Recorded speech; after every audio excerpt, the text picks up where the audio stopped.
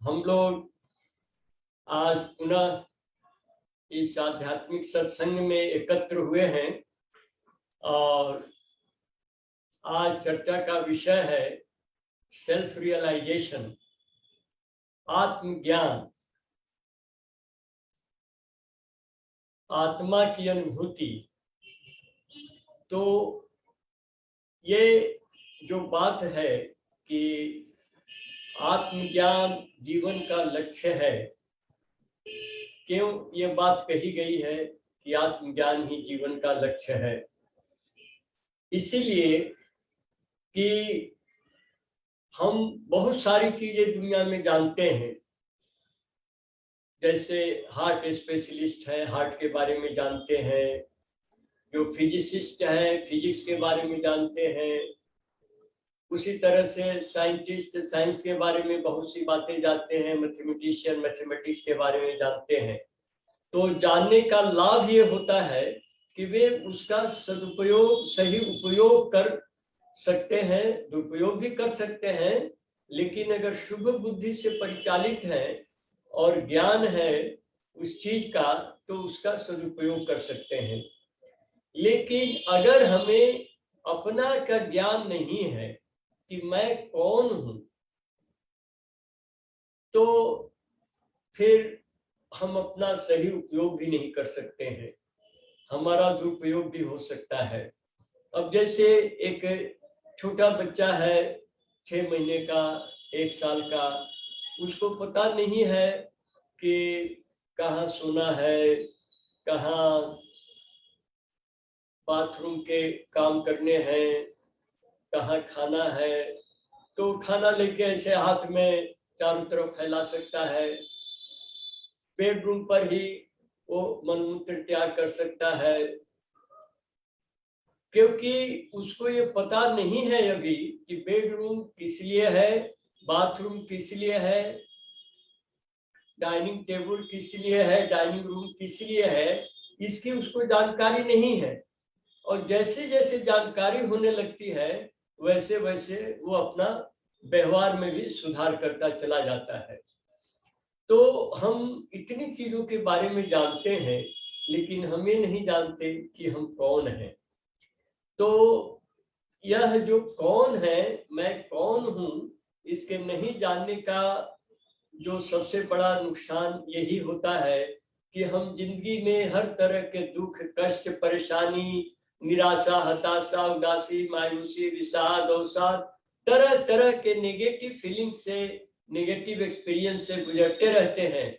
और ऐसे भी लोग हैं जो इनसे त्रस्त होकर के आत्महत्या कर लेते हैं, उनको जीवन बिल्कुल बेकार लगने लगता है और चाहते हैं कि कैसे ही ये इस जीवन से हम छुटकारा पा जाए। तो ये सारी चीजें इसीलिए होती है कि हम अपने बारे में अनजान हैं कि मैं कौन हूं।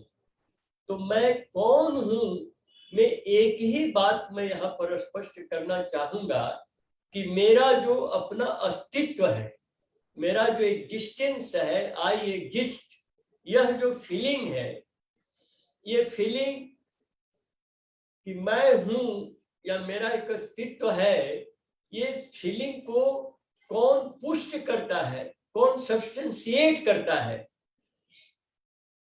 तो किसी भी काम को का सब्सटेंशिएशन कि ये काम वास्तव में हो रहा है, किसी चीज का अस्तित्व है या कोई इवेंट हो रहा है, ये पुष्टि होती है साक्षी सत्ता से। उसका कोई साक्षित्व करने वाला है, उसको कोई देखने वाला है, तब कहा जा सकता है कि ये घटना हुई है। हम किसी भी चीज के बारे में देख लें, जैसे कोई कहता है कि मैं एमए पास हूँ, मैं ग्रेजुएट हूँ, मैं इंजीनियर हूँ, मैं डॉक्टर हूँ, तो उसके एक साक्षित्व रहता है, एक सर्टिफिकेट है, मार्कशीट है, कुछ है साक्षित्व में, तभी वो होता है कि हाँ हाँ ये ठीक कह रहा है, झूठ नहीं बोल रहा है। नहीं तो हो सकता है कोई पास नहीं किया हो, बोले कि मैं तो एमए हूँ, मैंने तो बीएड किया है, एमडी किया है, लेकिन अगर उसके पास सर्टिफिकेट है तो प्रमाण है कि हाँ वो वास्तव में इस डिग्री का अधिकारी है, इसने इस डिग्री को प्राप्त किया है। तो किसी भी चीज के बारे में आप देखेंगे, कोई किसी ने हत्या किया, कोई अपराध किया, तो उसका कोई साक्षी होता है तभी माना जाता है। साक्षी नहीं है, साक्षी किसी भी तरह का हो सकता है, वो कोई व्यक्ति हो सकता है, कोई वस्तु हो सकता है, कोई डॉक्यूमेंट हो सकता है, कोई स्टेटमेंट हो सकता है। डाइंग डिक्लेरेशन भी एक साक्षी तो माना जाता है। कोई मर रहा है, अब मरते वक्त उसने अंत में कुछ शब्द बोल दिए, मजिस्ट्रेट ने लिख लिया। तो साक्षी होने से किसी चीज के अस्तित्व का होना पुष्ट होता है, ये सही होता है कि एस्टैब्लिश करता है कि ये चीज है। तो मैं हूं, ये इससे पुष्ट होता है कि मैं जानता हूं कि मैं हूं। मुझको जानने वाला कि मैं हूं एक साक्षित्व करने वाला है। उसी तरह यूनिवर्स है, ये ब्रह्मांड है, तो इस ब्रह्मांड का कोई साक्षी करने वाला है, तभी ब्रह्मांड है। बिना साक्षित्व के तो अस्तित्व ही नहीं हो सकता है। तो इसीलिए परमात्मा को कहा गया है सर्वधि साक्षी भूतम। सभी मनु के, सभी सृष्टि के, सभी उपादानों के जो साक्षी है वो परम साक्षी है। हमारे अंदर ये भाव जो हमेशा रहता है कि मैं जानता हूं कि मैं हूं, इसी को जीवात्मा कहते हैं। मैं जानता हूं कि जीवात्मा है। लेकिन यही जब विश्व ब्रह्मांड के जो साक्षित्व करते हैं तो उनको हम परमात्मा कहते हैं। तो यह एक लास्ट स्टेट है हमारे अस्तित्व का कि इसके बाद आगे कुछ नहीं है। मैं जानता हूं, इस साक्षित्व के बाद फिर कोई मैं का अंश नहीं है। उसके बाद अगर कुछ है तो इस साक्षित्व को भी हम परम साक्षित्व में मिला दिए, परमात्मा में मिला दिए। तो वहां जाकर के मनुष्य के मन की जितनी भी नकारात्मक तरंगे हैं, जितने भी नेगेटिव वाइब्रेशंस है, नेगेटिव फीलिंग्स है, वो समाप्त हो जाती है। तो यह जो आत्मज्ञान है, सेल्फ रियलाइजेशन है कि मैं कौन हूं या मैं हूं, ये मैं क्या है, इसको जान लेने से आदमी के मन में कोई अज्ञान नहीं रह जाता है और कोई चाह नहीं रह जाती है। सभी चाहों की निवृत्ति हो जाती है, सेटिस्फैक्शन हो जाता है और सभी शंकाएं समाप्त हो जाती हैं। कोई भी मन में सवाल नहीं रह जाते हैं, उसके पास हर सवाल के जवाब होते हैं। अब ये जो सेल्फ रियलाइजेशन है कि मैं कौन हूं या जो मैं हूं, इस मैं को हम कैसे इस्टेब्लिश करें कि हाँ ये जो सेल्फ रियलाइजेशन है यही वास्तव में हमारे जीवन का लक्ष्य है, लक्ष्य होना चाहिए। और जब तक हम इस चीज को नहीं प्राप्त करते हैं तब तक हम आधा अधूरा, अतृप्ति का आभास हमें हमेशा होता रहेगा। तो इसके लिए श्री श्री आनंद मूर्ति जी ने एक बहुत जबरदस्त प्रवचन दिया, विवेक पंचक। विवेक पंचक मतलब कि विवेक के 5 धाराएं, विवेक के 5 शाखाएं, विवेक के 5 चैम्बर। तो इससे मनुष्य को, इस विवेक पंचक के माध्यम से मनुष्य इस कन्विक्शन पर आ जाता है कि हाँ, अगर मुझे जीवन में अस्थाई कुछ लाभ करना है, जीवन में कुछ परमानेंट अटेनमेंट, एकदम ऐसा कुछ जिससे कि हमें अतृप्ति हमारी मिट जाए, हमारे अंदर कोई अशांति नहीं रहे, ऐसा कुछ हमें अगर प्राप्त करना है तो वह है सेल्फ रियलाइजेशन। तो इस चीज को समझने के लिए कि सेल्फ रियलाइजेशन को जो हमने जीवन का लक्ष्य बनाया है, यह कोई गलत नहीं है, ये बिल्कुल सही है। इसके लिए हमें विवेक पंचक मदद करता है। विवेक पंचक की सहायता से हम इस निर्णय पर पहुंचते हैं कि हमें आत्मज्ञान हर अवश्य लाभ करना है। आत्मज्ञान के लिए ही हमारा जन्म हुआ है। आत्मज्ञान होने के बाद फिर पुनर्जन्म की संभावना ही मिट जाती है। तो विवेक पंचम का जो पहला विवेक को ही समझे कि विवेक क्या है। तो विवेक है कि जैसे हम किसी चीज को जब हमारे सामने आता है, जैसे कोई अपराधी को लाया गया किसी के सामने, जज के सामने, कि ये अपराधी है, इसने ये सब अपराध किया है। तो अब जज के सामने दो बातें आती हैं कि यह अपराधी है या निर्दोष है। अब अपराधी है या निर्दोष है, इस चीज को जो समझने की वो कोशिश करता है विभिन्न माध्यमों से, टेस्टिमनी से या एविडेंस से, यह जो प्रोसेस है कि ये अपराधी है या निर्दोष है, ये दोनों भाव है उसमें। तो उससे वो एक रैशनलिटी, इसको विचारशीलता कहते हैं, एक रैशनल एनालिसिस इसको कहते हैं, कि रैशनली उस चीज को विचार करता है कि ये निर्दोष है या दोषी है।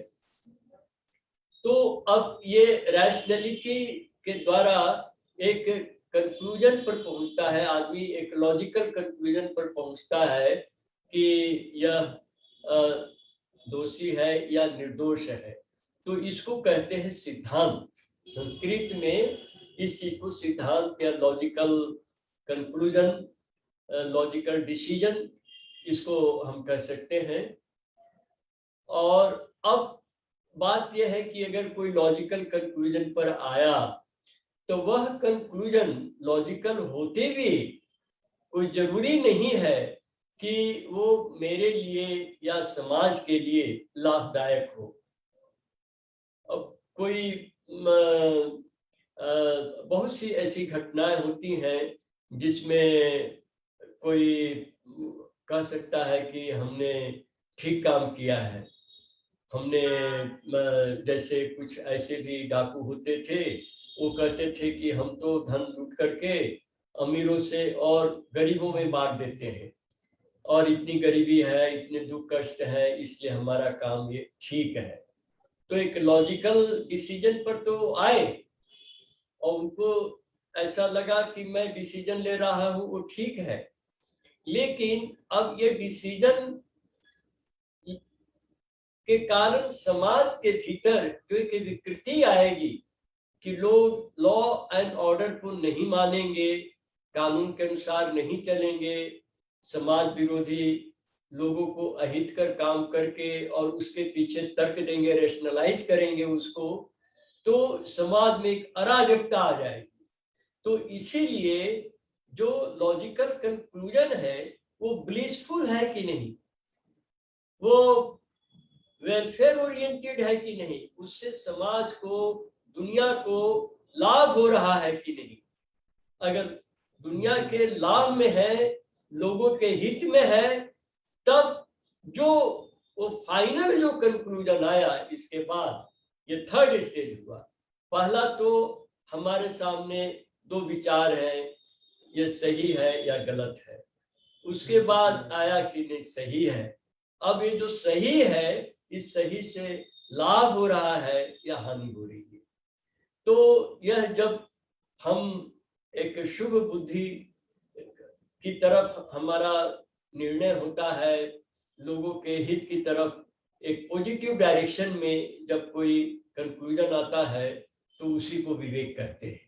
माने विवेक में शुभ बुद्धि का कंट्रीब्यूशन है कि शुभ की तरफ हमारी जो कंक्लूजन है, हमारा जो डिसीजन है, लॉजिकल डिसीजन है, वो जा रहा है शुभ की तरफ, कल्याण की तरफ। उसके द्वारा जो है सो समाज का और सबका हित होना है। तो इसलिए विवेक is not only a decision or logical decision, but vivek includes the spirit of welfare, the spirit of benediction, that I am trying to benefit everybody by my action, by my logical conclusion, by my logical decision. इसीलिए यह जो विवेक है बहुत important हमारे जीवन में है।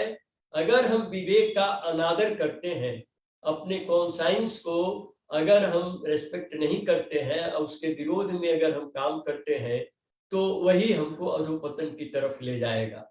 जैसे मान लीजिए कोई झूठ बोलता है। अब झूठ बोलता है, लेकिन वो तो ये चाहता है कि जो दूसरा आदमी सुन रहा है उसको ये सच मालूम, झूठ नहीं मालूम। तो वो तो झूठ बोल रहा है उसको, और अगर उससे कोई झूठ बोलता है और उसको मालूम हो गया कि उसने मुझसे झूठ बोला है, मिथ्या बोला है, तो नाराज होता है कि तुम मुझसे मिथ्या क्यों बोली। तो वो खुद तो झूठ बोलता है और उससे उसको कोई असुविधा नहीं होती है, लेकिन दूसरा आदमी अगर उससे झूठ बोलता है तो उसको असुविधा होने लगती है। यह जो अंतर है क्यों है? इसलिए कि हम विवेक का अनादर कर रहे हैं। जब दूसरे का झूठ हमें बर्दाश्त नहीं है तो हमारा झूठ कैसे किसी को बर्दाश्त होगा? क्योंकि जो भी झूठ है, असत्य है, वो कभी न कभी जाकर के वो खुल जाएगा, उसको लोग जान जाएंगे, और जब जान जाएंगे तो फिर उस मनुष्य की छवि बिल्कुल समाज के भीतर एक अच्छे मनुष्य की, एक सज्जन की छवि नहीं रहेगी। तो इसीलिए विवेक का आदर करके, कॉन्साइंस को रेस्पेक्ट करके, उसको रिकॉग्नाइज करके और उस पर अमल करके, इम्प्लीमेंट करके उसको हम कल्याण की तरफ आगे बढ़ सकते हैं। तो इसीलिए विवेक पंचक का सहारा लेने की जरूरत पड़ती है। तो विवेक पंचक जो 5 इसकी शाखाएं हैं, उसमें पहला है नित्यानित्य विवेक। नित्यानित्य विवेक माने जब ये हमारे अंदर जागृत होता है, ये जिसके लिए भी बहुत तरह के जैसे अध्ययन करना या रेशनलिटिक साइकोलॉजी रखना, ये सब चीजें जिसमें सहायक होती हैं, तो इससे ये विवेक जगता है। तो विवेक का जब जागरण होता है तो उससे हमें ये महसूस होता है कि नित्य क्या है और अनित्य क्या है। ये दोनों चीज का पता लगता है नित्यानित्य विवेक के द्वारा, कि जो नित्य है वह देश, काल और पात्र, टाइम, प्लेस एंड पर्सन, इस पर आधारित नहीं है। जो नित्य है वो beyond the influence of time, place and person, वो देशातीत, कालातीत और पात्रातीत है। जो नित्य है वो देशातीत, कालातीत और पात्रातीत है।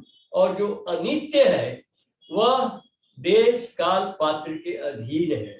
इसीलिए जब कोई अनित्य चीज आता है हमारे संपर्क में, तो ये तीनों में कोई भी परिवर्तन होने से, देश, काल या पात्र, कोई भी परिवर्तन होने से फिर उस वस्तु में भी परिवर्तन आ जाता है। जैसे मान लीजिए हमने गर्मी का समय में देखते हैं कि सुबह अगर भात बनाया गया और उसको शाम तक छोड़ दिया गया, अगर कुछ बच गया खाना छोड़ दिया, तो उससे पानी आने लगता है, दुर्गंध आने लगती है, वो खाने लायक नहीं रह जाता है। मैंने टाइम बदल गया तो उस वस्तु भी बदल गई। ये अनित्य का स्वभाव होता है। ये कालाधीन, पात्राधीन, देशाधीन होता है। लेकिन जो देश, काल और पात्र से जो प्रभावित नहीं होता है, इन स्थितियों के बदलने पर भी जो अपने स्वरूप को यथावत बरकरार रखता है, उसको कहते हैं नित्य सत्ता। और जो नित्य सत्ता है वही हमको सिखाता है कि हम धर्म साधना करें, क्योंकि जो अनित्य है उसको हमें छोड़ना ही पड़ेगा। हम चाहे जितना भी प्रयास करें, वो हमेशा हमारे पास नहीं रह सकता है, हमें रुला करके वो चला जाएगा। तो इसीलिए अनित्य के पीछे नहीं जाके हम नित्य की साधना करें, जो नित्य सत्ता है उसकी साधना करें। ये हमको नित्यानित्य विवेक से ये इस चीज की समझ आती है। तो जो नित्य है, धर्म साधना नित्य है, नित्य की साधना है, और जो नित्य है उन्हीं को शास्त्रों की भाषा में ब्रह्म कहा जाता है, या ईश्वर, खुदा, गॉड, अल्लाह, ये सब बहुत सारे नाम उनको दिए गए हैं, जो नित्य सत्ता है। और जो अनित्य है, वो अनित्य में जितनी चीजें ईश्वर के संबंध में भी कही जाती है, तो उसमें कोई मनुष्य ईश्वर के बारे में जो भी कह रहा है उसमें कमी हो सकती है। वो कहे कि मैंने, जैसे कोई ऐसा दावा करते हैं कि मैं तो भगवान से मिला और भगवान ने मुझे बातें बताई है और आप लोगों को इसको मानना है। तो अब हम उसको मानना शुरू कर दिए। तो नित्यानित्य विवेक यही बताएगा कि वो तो अनित्य है, वह व्यक्ति अनित्य है, उसकी अनुभूति, उसका ज्ञान, उसकी संवेदनाएं, उसकी पहुंच, उसकी समझ सब अनित्य है, क्योंकि वो एक सीमा में ही कुछ जानता है। अगर हम आंख में सटा लेंगे किताब को तो नहीं पढ़ सकते हैं, थोड़ा दूर रख लेंगे तब भी नहीं पढ़ सकते हैं। एक थोड़ा धुंधलापन कहीं है तो कोई आदमी आ रहा है तो हम एकदम स्पष्ट नहीं कर सकते हैं कि कौन है। तो ये देश काल पात्र पर जो आधारित है, हम उसको अगर आश्रय लेके चलते हैं तो हम परम लक्ष्य तक नहीं पहुंच सकते हैं। तो इसीलिए जो मजहब है जिसमें सब बातें आती है कि वो तो ईश्वर है, उन्होंने कहा है, कैसे ईश्वर है? वो तो देश काल पात्र के अधीन है, तो फिर उनकी बात को कैसे हम मान सकते हैं कि वो ईश्वर की वाणी है? कुछ ऐसी भी मान्यता होती कि अरे ये जितना ईश्वर के नजदीक पहुंचे उतना कोई पहुंच ही नहीं सकता है, अब इसका सर्टिफिकेट कैसे दिया जाएगा? ये युक्तिपूर्ण बात नहीं कही जाएगी। वो ईश्वर के जितना नजदीक पहुंचे, इसको कौन साक्षी कर रहा है कि ईश्वर के नजदीक पहुंचे? माने ईश्वर और उनके अलावा ये कोई साक्षी है जो कह रहा है कि हाँ भाई उनके नजदीक सबसे ज्यादा पहुंचे? तो कोई इसमें युक्ति नहीं है। तो जितनी भी अयुक्तिपूर्ण बातें हैं और देश काल पात्र पर आधारित जो बातें हैं, जैसे मजहबी बातें हैं, वो सब जो है नित्यानित्य विवेक से धराशायी हो जाती हैं, क्योंकि वो नित्य सत्ता नहीं है। इसीलिए हम क्यों अपना समय बर्बाद करें, क्यों उनके पीछे चल करके हम हर तरह के संकट और कष्ट में पड़े। तो इसीलिए नित्य विवेक इस चीज को बताता है कि ब्रह्म ही नित्य सत्ता है और ब्रह्म की साधना ही धर्म साधना है, ब्रह्म संप्राप्ति ही जीवन का लक्ष्य है। अनित्य को हमें उपयोग करना चाहिए, उसका जैसे खाना है, भोजन है, पानी है, ये सब अनित्य चीजें हैं, लेकिन इनका उपयोग हम कर सकते हैं, सामयिक उपयोग, टेम्पोरल उपयोग कर सकते हैं अपने अस्तित्व के लिए, लेकिन ये हमारे जीवन सर्वस्व नहीं हो सकते, ये हमारे जीवन के लक्ष्य नहीं हो सकते हैं। धर्म साधना ही के माध्यम से हम नित्य सत्ता तक पहुंचेंगे। तो इसीलिए रिलीजन कई जो एक दूसरे को बर्दाश्त भी नहीं करना चाहते, आपस में इतने मतभेद हैं इनके, जबकि नित्य सत्ता तरह तरह के जो जैसे रिलीजन का भी उद्गम होता है, उद्भव होता है किसी परिस्थिति में, किसी देश में, किसी परिवेश में। तो वो जब परिवेश बदल जाता है, जब वो समय बदल जाता है, तब भी उसको अगर हम मानते चल रहे हैं तो जोखिम भरा ही काम है, और उसके कारण हम जानते हैं कि समाज के अंदर कितनी परेशानी आती है।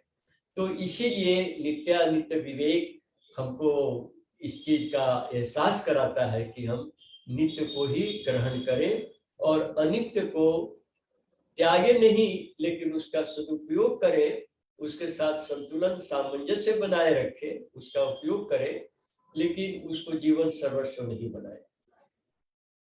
और फिर विवेक पंचक का जो दूसरी शाखा है उसको कहते हैं द्वैत विवेक। अब ये नित्य सत्ता जो परिवर्तनशील नहीं है, देश काल पात्र से प्रभावित नहीं है, उन्हीं की तरफ चलना धर्म साधना है। ये तो हमने नित्यानित्य विवेक से समझा। द्वैताद्वैत विवेक ये बताता है कि ये जो नित्य है, जो ब्रह्म है, इनमें विजातीय, स्वजातीय और स्वगत, ये तीन तरह की त्रुटियां नहीं है, तीन तरह की कमियां नहीं है। विजातीय मतलब तरह तरह की जातियां, प्रजातियां हैं विश्व में, जैसे पेड़ पौधे हैं, पशु पक्षी हैं, मनुष्य है। तीन तो स्पष्ट देख ही रहे हैं हम लोग। तो अब तो उसमें मान लिया पेड़ पौधा को हम लेते हैं, तो पेड़ पौधा के अलावा जो हो गया वो विजातीय हो गया, पशु पक्षी या मनुष्य या अन्य चीजें, ये विजातीय हो गए। ये हम देखते हैं जो दुनिया में जितने प्रपंच है, ये प्रपंचात्मक जगत है, उसमें विजातीय काफी चीजें हैं। उसके बाद विजातीय के बाद अब पेड़ को हमने ले लिया अगर, तो पेड़ में देखेंगे स्वजातीय, उसके अंदर भेद बहुत सारे हैं। स्वजातीय का मतलब ये हो गया कि पेड़ तो है, लेकिन कोई आम का पेड़ है, कोई लीची का पेड़ है, कोई कटहल का पेड़ है, कोई केला का पेड़ है। ये स्वजातीय, अपनी जात में पेड़ में भी तरह तरह की भिन्नताएं हैं, ये स्वजातीय हो गया। और स्वजातीय में फिर स्वगत है। अगर मान लीजिए आम का पेड़ है, तो आम के पेड़ में भी, उसमें आम में भी वैरायटी है, लंगड़ा है, तो मुंबईया है, तो मालदा है, तरह तरह के आम पाए जाते हैं। तो ये तीन तरह के जो हम पाते हैं, विजातीय, स्वजातीय और स्वगत, यह जो नित्य सत्ता है वह इससे मुक्त है।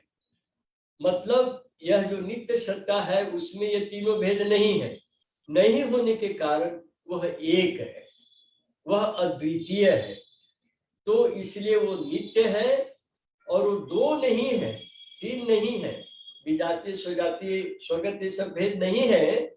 इसीलिए वे एक, वो नित्य सत्ता एक और अद्वितीय है। यह हमको ज्ञान देता है द्वैताद्वैत विवेक। तो द्वैताद्वैत विवेक से हम इसी को जान लेंगे कि वो नित्य है और एक है, अद्वितीय है। उसके बाद तीसरी शाखा है विवेक की, आत्म अनात्म विवेक। आत्म माने ट्रांसेंडेंटल और अनात्म माने नॉन ट्रांसेंडेंटल।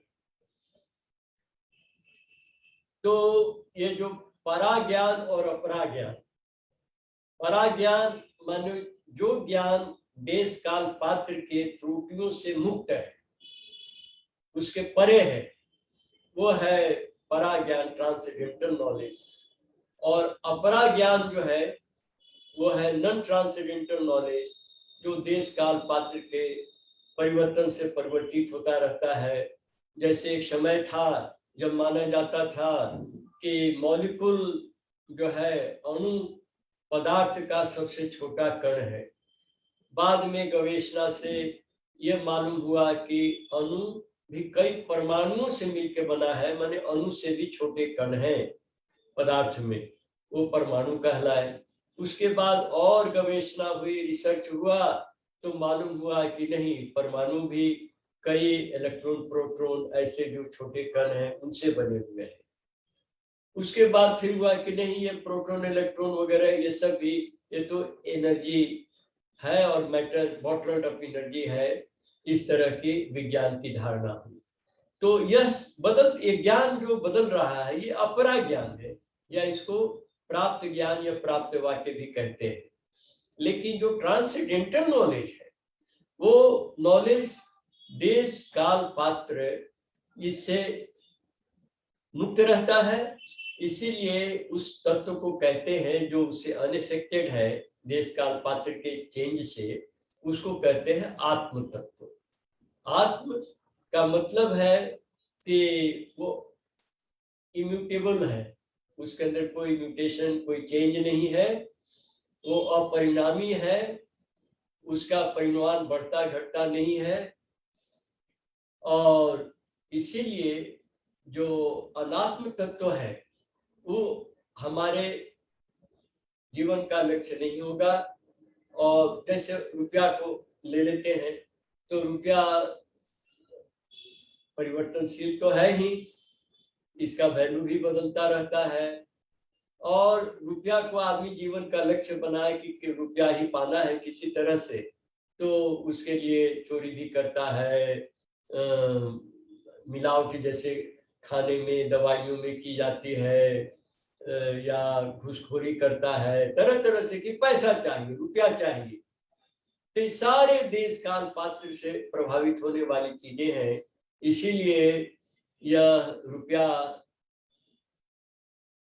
अनात्म तत्व है और ये आत्म अनात्म तत्व हमें बताता है कि नित्य जो है वो एक है और वे आत्म तत्व है, वे ट्रांसेंडेंटल एंटिटी है, वो beyond the influence of all the elemental world, this creation of the five fundamental factors, he is above all this creation. तो इसमें आत्मनात्म तत्व की एक महत्वपूर्ण बात यह है कि हम किसी चीज को जो जानते हैं दुनिया में, उसका अनुभव हमको होता है। ज्ञाता, ज्ञान क्रिया और ज्ञेय, नोअर, नॉन और knowledge, subject, predicate and verb, जो कनेक्टिंग लिंक है सब्जेक्ट और प्रेडिकेट में वर्ब, ये तीन चीज होने से हमें किसी चीज का ज्ञान होता है। हम कोई भी चीज है तो एक तो जानने वाला है, दूसरा जिस चीज को जानने की कोशिश कर रहे वो है, और तीसरा ज्ञान है जो हमें उसके साथ संपर्क स्टैब्लिश करता है। तो ये तीनों चीजें डिफेक्टिव हो सकती है। ज्ञाता में डिफेक्ट हो सकता है, जैसे मान लीजिए किसी के आंख में किसी को अगर पीलिया हो गया, की बीमारी हो गई जॉन्डिस की, तो जो भी देखेगा वो कहेगा कि ये तो पीला है, और उसको हम लाख कहेंगे कि नहीं नहीं ये तो सफेद है, तो कहेगा नहीं नहीं मैं तो देख रहा हूँ पीला है, तो उसका नॉलेज डिफेक्टिव हो गया। उसी तरह से जो वस्तु है उसमें डिफेक्ट हो सकता है। जैसे आप देखते हैं कि कोई मिरर है, उसको बड़ा कर दिया, छोटा कर दिया, चेहरा कुछ का कुछ हो जाता है। आज टेक्नोलॉजी के द्वारा बहुत सी सारी ऐसी चीजें पैदा की जा सकती हैं जो कि रियल पता नहीं चलेगा और कंफ्यूजन क्रिएट करेगा। तो उसी तरह से जो ज्ञान क्रिया है, जिस माध्यम से हम ज्ञान प्राप्त कर रहे हैं, वो भी डिफेक्टिव हो सकता है। जो हमको बता रहा है या हम जो रिसर्च कर रहे हैं, तो हमारा क्रेनियम बहुत लिमिटेड पावर से काम करता है। जो इंस्ट्रूमेंट्स है, माइक्रोस्कोप, टेलीस्कोप, ये सब सारे लिमिटेड पावर वाले होते हैं। तो इसीलिए हमें जो भी इनसे ज्ञान मिलता है वो सब डिफेक्टिव हो सकता है, और इसीलिए ज्ञान का दायरा बढ़ता रहता है। कोई भी वैज्ञानिक या कोई भी चिंतक ये नहीं कहता है कि मैंने जो ज्ञान दिया है, जो बात बताई है, अब इससे आगे कोई रिसर्च नहीं हो सकता है, इससे कोई नवीन सूत्र या नवीन शोध करके नवीन रहस्य को नहीं जा सकता, ये कोई दावा नहीं कर सकता है। तो ये सब अनात्म है, ये सब परिवर्तनशील है।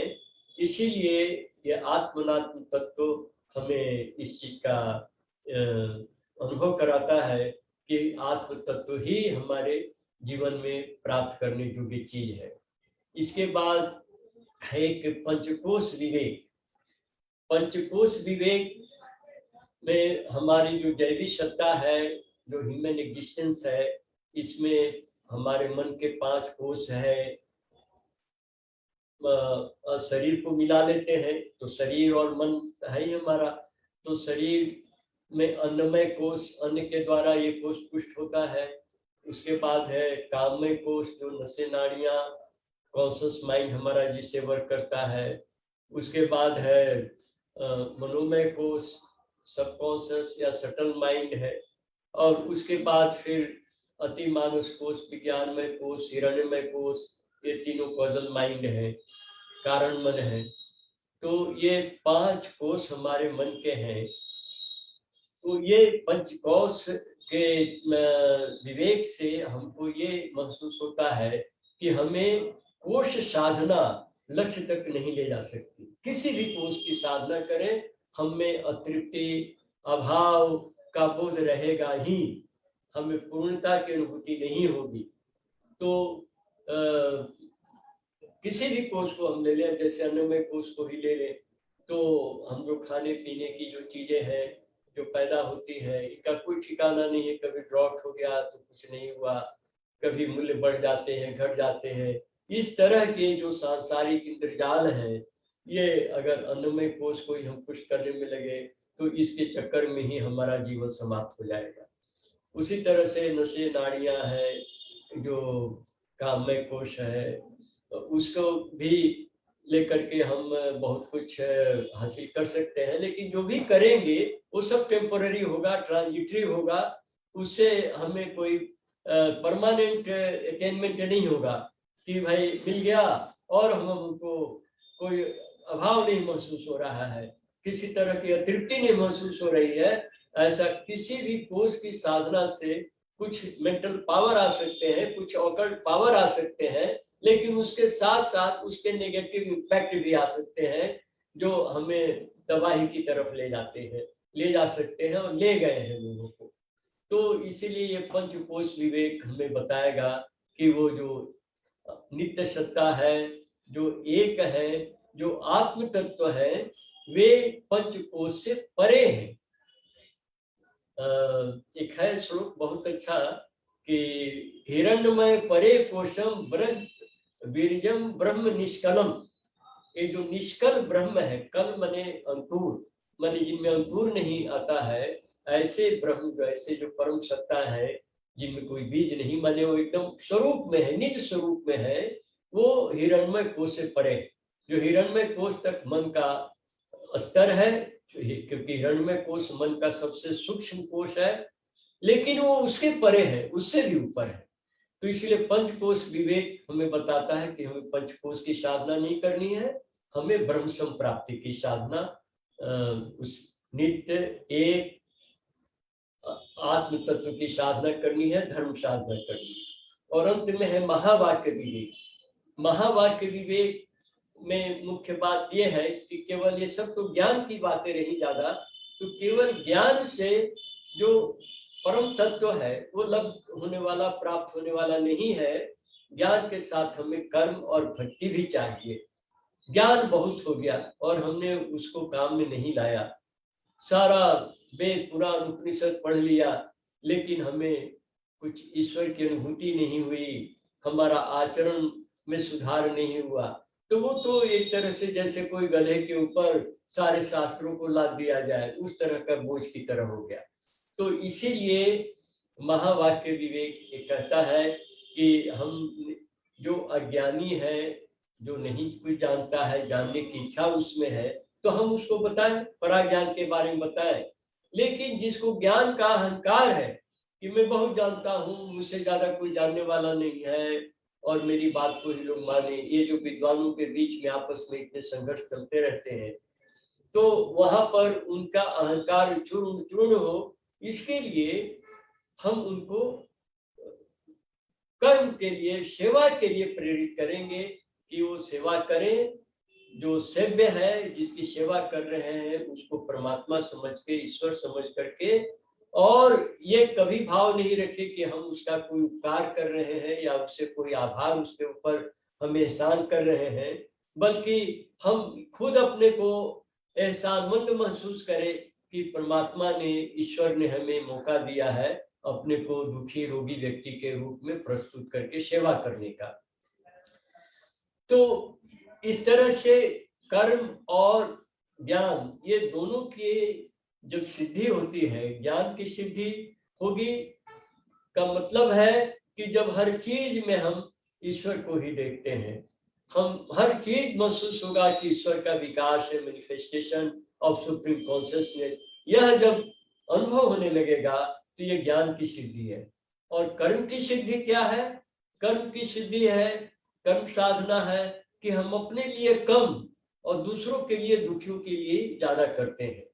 और जब हम अपने लिए जीरो, एकदम कुछ भी नहीं करते हैं और हम केवल दूसरे के ही कल्याण के लिए हमेशा लगे रहते हैं, तो ये कर्म की सिद्धि है। तो जब ज्ञान और कर्म की सिद्धि होती है तो जो कुछ प्रोडक्ट है उसका जो कुछ निकलता है वो है भक्ति। इसलिए भक्ति कोई साधना नहीं है, भक्ति तो ज्ञान और कर्म का रिजल्टेंट है। और श्री श्यामूर्ति जी ने तो यहाँ पे कहा कि action minus knowledge is equal to devotion. जितना ज्ञान है उससे ज्यादा कर्म करेंगे तब जो है सो हमारे अंदर भक्ति आएगी। अगर हमें 100 ज्ञान है तो हमें 101 कर्म करना पड़ेगा, तो एक भक्ति हुई। और जब 200 कर्म करेंगे तो 200 माइनस 100, तब जाकर 100% भक्ति हमारे अंदर होगी। तो इसीलिए भक्ति आवश्यक है।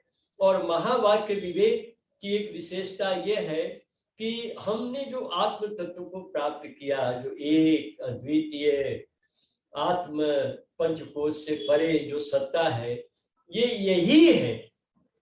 इसको कौन कंफर्म करेगा? हम कुछ अनुभव किए, ये रहस्यमय जगत है, अनंत का विराट का जगत है, तो कैसे पता लगेगा कि मैं जो प्राप्त किया यही आत्म तत्व है, यही नित्य सत्ता है, यही एक और अद्वितीय है? ये हमें कैसे, कौन बताएगा? तो इसी में एक सदगुरु का रोल होता है, सदगुरु की महिमा होती है। सदगुरु बताते हैं कि हाँ देखो यही वे है, या तुम यही हो, तुम यही हो जो परम पुरुष है, जो परम ब्रह्म है, तुम वही हो, उनमें तुम में कोई अंतर नहीं है, यही परम सत्ता है। तो ये सदगुरु की महिमा है।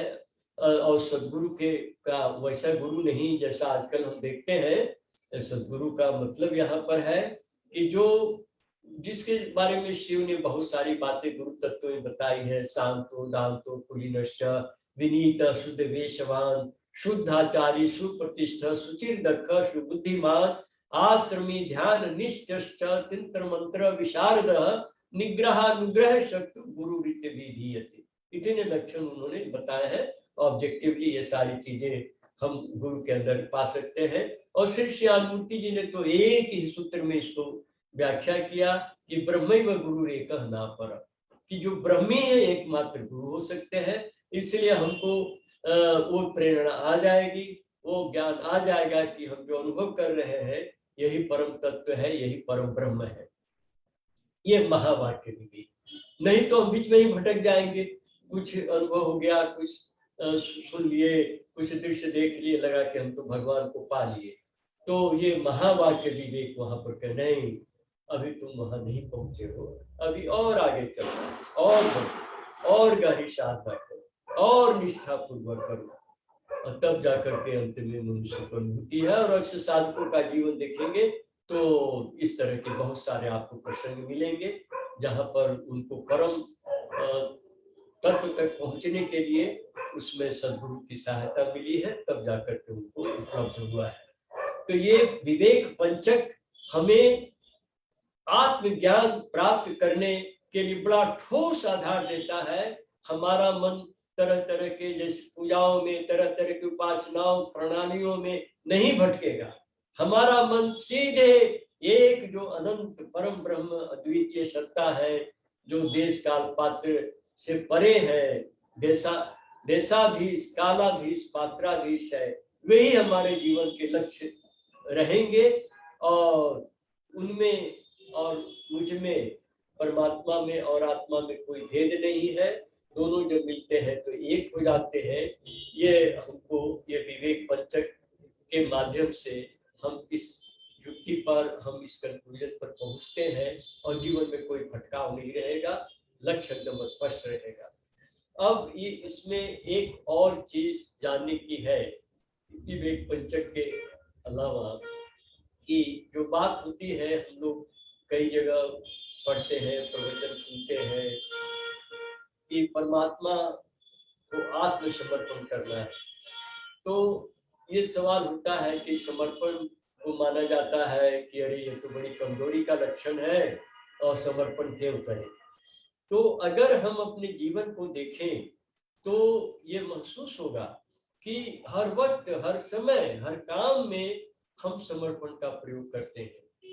जैसे मान लीजिए किसी बच्चे को कहा गया कि ये तुम्हारी माँ है, ये तुम्हारे पिता है, तो बच्चा वहां पर आर्गू करता है, वो माँ कहने लगता है, पिता कहने लगता है, एकदम कोई वहां पर आर्गुमेंट नहीं है। उसी तरह से हम जब स्कूल में पढ़ते हैं, वहां पर शिक्षक पढ़ाता है ये 2 और 2 जोड़ने से 4 होता है और हम मान लेते हैं। कहाँ उसमें आर्गुमेंट हम करते हैं। वो तो देखा जाए तो अगर समर्पण नहीं होगा, अगर आदमी अपने को किसी के हवाले नहीं छोड़ देगा, किसी के मर्जी पर नहीं छोड़ेगा, तो बढ़ ही नहीं सकता है, कुछ सीख ही नहीं सकता है। तो जीवन में अगर हम देखें तो शायद कोई भी ऐसा जगह मुझे नहीं लगता है जहाँ की समर्पण की आवश्यकता नहीं होती है। तो कमजोरी जो समर्पण की बात आती है वो इसीलिए कि जैसे कोई पुलिस किसी अपराधी का पीछा कर रही है और नजदीक आ गई तो कहती है कि सरेंडर करो, नहीं तो गोली मार देगी। तो वहां पर हाथ उठा लेता है और अपने को सरेंडर करता है। तो ये जो कमजोरी है, ये तो एक गलत काम करने के कारण ना हमारे अंदर आया। नहीं तो अगर हमको कहा कि रुक जाओ, हमको तुम्हारी तलाशी लेनी है, तुमसे जानना है कि तुम सही में कौन हो, तो हमें कोई डर नहीं लगेगा, हम कहेंगे ठीक है कीजिए।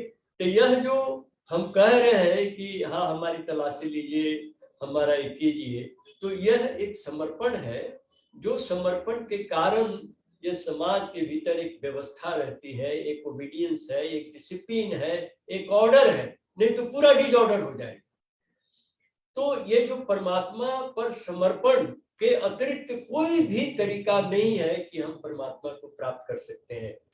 क्योंकि हार्ट के बारे में जानना है तो कोई हार्ट स्पेशलिस्ट से जो एक्सपीरियंस्ड है, हम उसका ज्ञान प्राप्त करते हैं, या किताबों में रिसर्च की जो बातें लिखी हैं उससे प्राप्त करते हैं।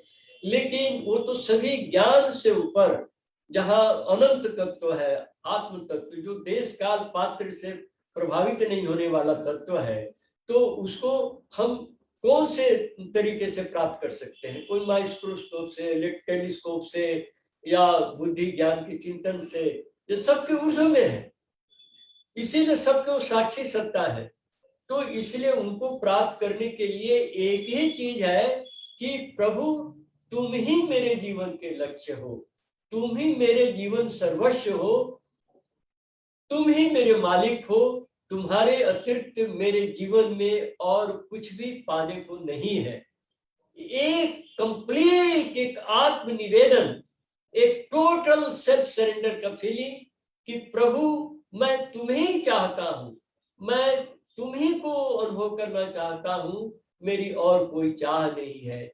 यह जब एकांत भाव से मनुष्य के मन से चीज निकलता है, परमात्मा के प्रति अंतरंग एक प्रेम से, एक आत्मीयता से, तो वहां जाकर के उसको उनकी अनुभूति होती है।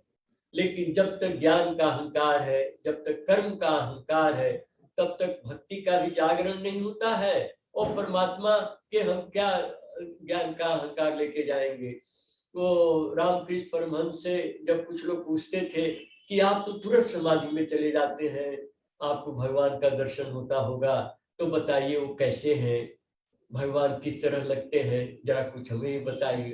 तो रामकृष्ण परमहंस कहते थे कि अगर मैं कहूं कि ऐसे थे, हमने ऐसा देखा, इसका मतलब कि वो कुछ और नहीं है, बस उतने ही है, तो तुमको सीमायित करना हो गया, एकदम एक बाउंड्री लाइन खींचना कि बस भगवान इतने ही है। लेकिन मैं तो हमेशा नया नया देखता हूँ, नई नई अनुभूतियां हूँ कि कोई अंत ही नहीं है, अशेष गुणम, कोई गुणों का तो अनंत गुण है उनके अंदर। तो मैं कह नहीं सकता वो कैसे है, लेकिन वो है, अब उसका अनुभव मुझे होता है, और वो अद्वितीय अनुभव है जिसको मैं शब्दों के द्वारा नहीं व्यक्त कर सकता। ये रामकृष्ण परमहंस का अनुभव था। और एक पश्चिमी देश के महान लेखक ने उनके बारे में कहा, गॉड इंटॉक्सिकेटेड मैन, कि जो ईश्वर के नशे में रहने वाला व्यक्तित्व। तो जो भी उस आत्म तत्व की तरफ चला वो नशे में ही आ जाता है, लेकिन वह नशा ये भांग धतूरा शराब या बियर या विस्की का नहीं, वह नशा जो है वो एक डिवाइन नेक्टेरियन एक्सपीरियंस का, डिवाइन नेक्टेरियन हम कह सकते हैं रियलाइजेशन का नशा है, जिसमें भी आंखें चढ़ी रहती है, जिसलिए उनका नाम था सदाशिव। हमेशा शिवावस्था में, हमेशा वो ब्राह्मी अवस्था में रहते थे।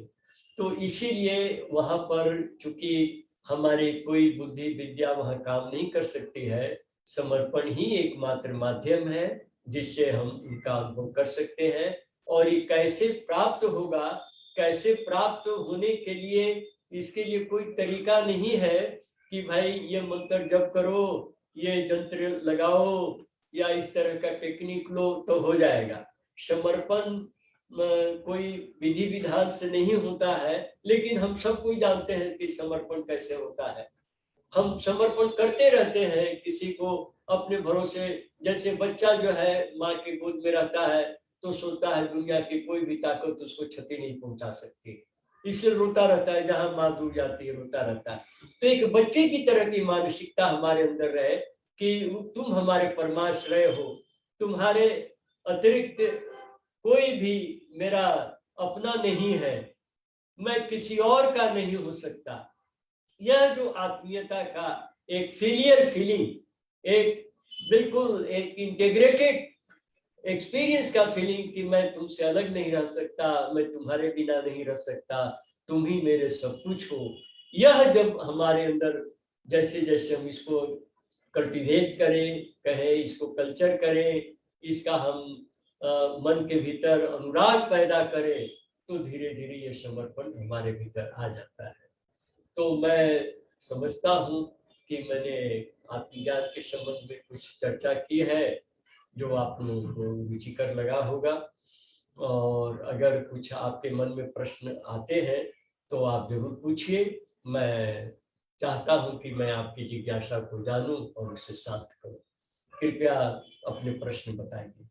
नमस्कार।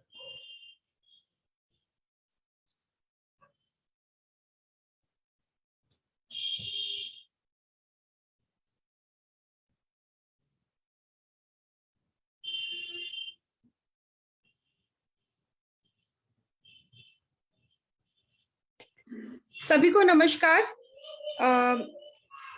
किसी के अगर यदि प्रश्न है तो आप पूछ सकते हैं आचार्य जी से।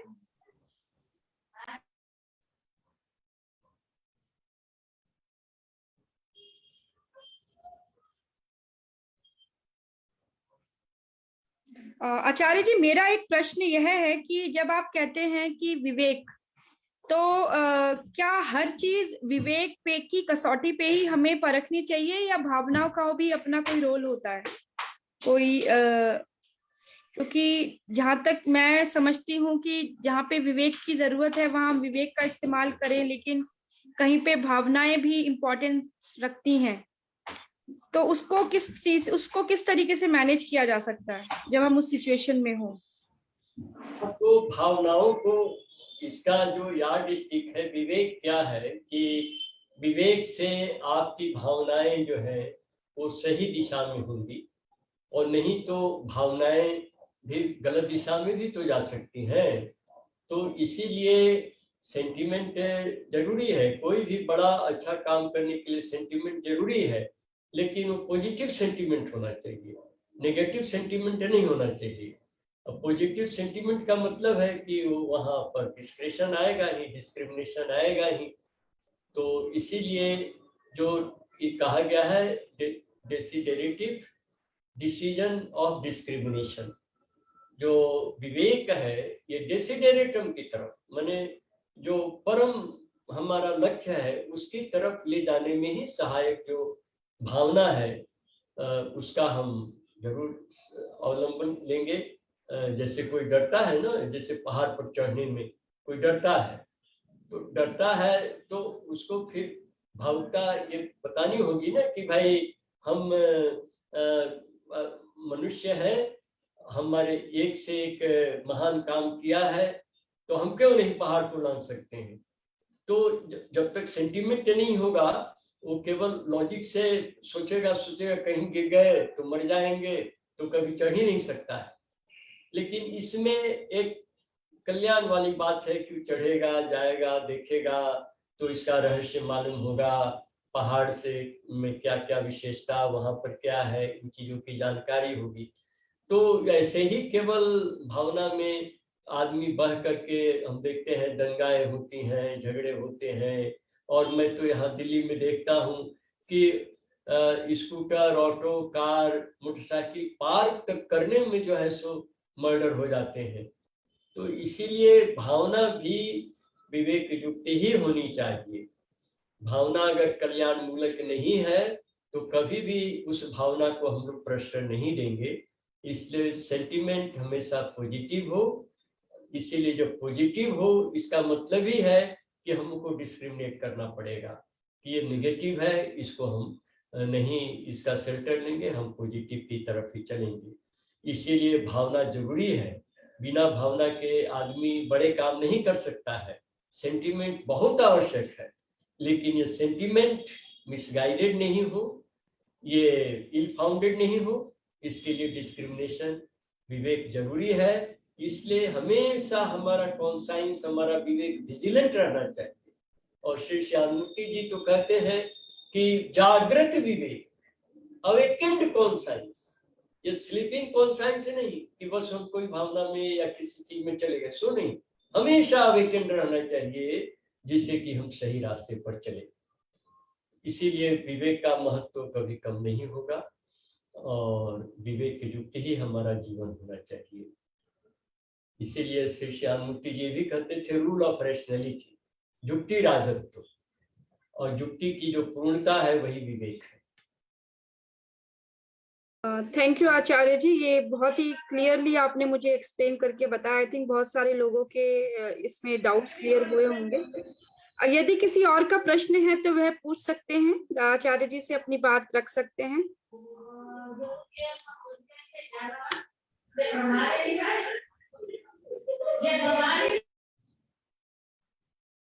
क्या प्रश्न स्पष्ट नहीं हुआ?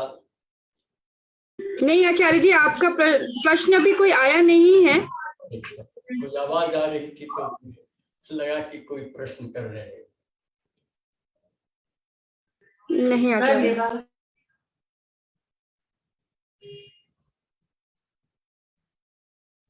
कोई प्रश्न नहीं है आचार्य जी, तो हम सेशन क्लोज कर सकते हैं आज का। हाँ हाँ, क्यों नहीं, प्रश्न नहीं है तो जरूर क्लोज करें। मुझे खुशी है कि लोग इतने समझदार हैं कि जो विषय है उसको खूब अच्छी तरह समझ जाते हैं, और जब किसी को समझने में असुविधा रहेगी तभी वो प्रश्न करेगा। और ये तो बात मैं अवश्य कहूँगा कि जो भी मैं चर्चा कर रहा हूँ या करता हूँ या जब भी करता हूँ, तो इसमें मेरी सारी बातें का मूल स्रोत रहते हैं श्री श्री आनंदमूर्ति जी। उन्होंने जो भी शास्त्रों के संबंध में ज्ञान दिया है, या जो महापुरुषों ने जो कुछ बताया, उसमें क्या हमको ग्रहण करने लायक है, क्या नहीं ग्रहण करने लायक है, यह जो कुछ भी उनका गाइडेंस या उनका जो मार्गदर्शन रहा, जो वक्तव्य रहा, उसी का आश्रय लेकर के मैं कहता हूँ। इसलिए मुझे पूरा विश्वास है कि जो बातें हैं वो काटी नहीं जा सकती हैं। ऐसे महापुरुष से आई हैं जिनमें सर्वज्ञता की सिद्धि थी, सर्वज्ञता थी उनके अंदर। इसीलिए उन्होंने बहुत ठोस विचार दिए हैं, और उन विचारों को ही सब लोग जाने, इसीलिए हम लोग ये कार्यक्रम भी करते हैं। तो बहुत बहुत धन्यवाद सबको। मैं सबको बधाई देता हूँ कि आप लोग आए। फिर हम लोग अगले इतवार को मिलेंगे। नमस्कार। नमस्कार आचार्य जी, बहुत बहुत धन्यवाद। नमस्कार।